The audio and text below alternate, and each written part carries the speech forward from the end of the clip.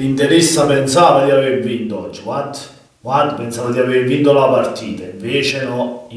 no, peccato perché il Napoli doveva vincere questa partita, la dovevamo vincere noi, peccato, 2 punti persi, ma c'ha tutti amici, da Napoli all'87, tu serpente sta sempre sotto per la Maronna, e mai con Gesù, perché ha scavazzato un poco, però non è morto, mannaggia la miseria, mannaggia. Se fosse arrivato prima il pareggio, un rigore netto non dato, quello di Dumfries, poi si è andate a parlare anche del rigore che poteva stare per l'Inter, quello di McTominay su Dumfries. Allora diciamo che c'era anche lì, però è stata data la punizione dove è nato il gol, sicché alla fine o tiravo un rigore o la punizione, sempre il gol lo facevo, poi bisogna vedere se il rigore lo segnavi, e comunque a Napoli c'era un rigore che non è stato dato. Va bene, io non mi appello all'episodio, mi dispiace per la partita, però queste cose vanno dette perché l'interista se no va a vedere sulla parte sua, io devo dire anche quella che c'è per il Napoli, no?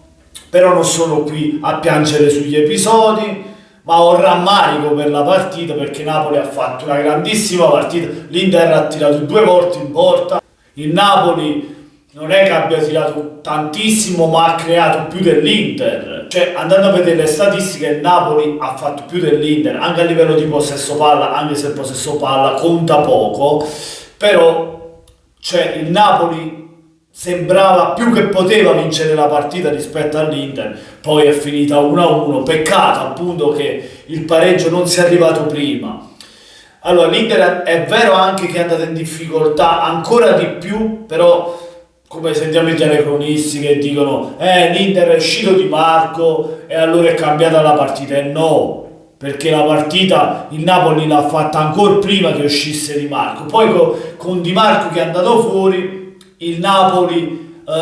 ancora di più ha schiacciato l'Inter e ha trovato il pareggio con Billing nel secondo tempo. È l'allenatore che ha fatto la differenza in questa partita. Ci hanno messo tutta la cazzimba i giocatori, chiunque entrava, e Billing che è entrato ha messo il 2-1, ma la partita mostruosa che ha fatto Gilmour insieme a Lobotka, che partitone hanno fatto, così come McTominay, tutto il centrocampo che hanno quasi tappato quell'assenza pesante di Anghissà, perché non dimentichiamoci l'assenza di Anghissà, cose che i telecronisti citavano tanto, il terzino dell'Inter, che l'Inter era in difficoltà per un terzino, Darmian, poi Di Marco che è uscito durante la partita,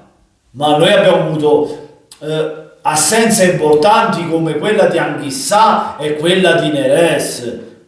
che Neres non è stato proprio citato dai cronisti. E comunque al di là dell'assenza, il Napoli è sceso con quelli che c'aveva, hanno sputato sangue, hanno dato fino all'ultimo fiatone come era scritto dallo striscione, e che dobbiamo dire, solo applausi a questi ragazzi che ci hanno messo tutto per poter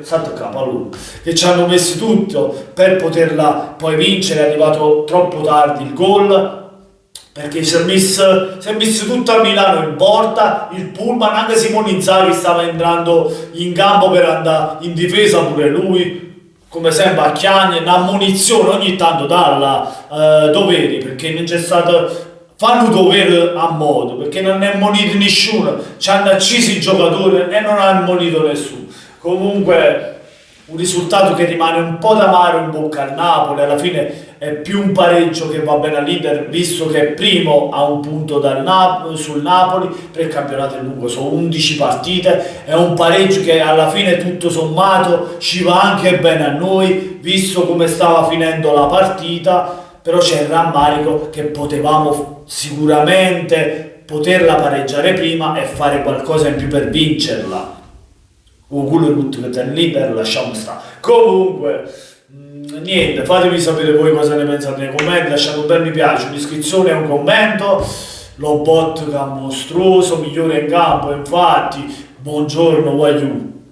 Lautaro se l'è magnato, Rachmani ha sbagliato, è scivolato un paio di volte, però ha recuperato bene anche lui. Di Lorenzo, buono, anche in qualche circostanza l'ho visto in difficoltà, ma poi si è ripreso bene nel secondo tempo, tutti, a parte il gol di Di Marco, quella sciocchezza, quel fallo procurato dove è nato il gol di Di Marco, voglio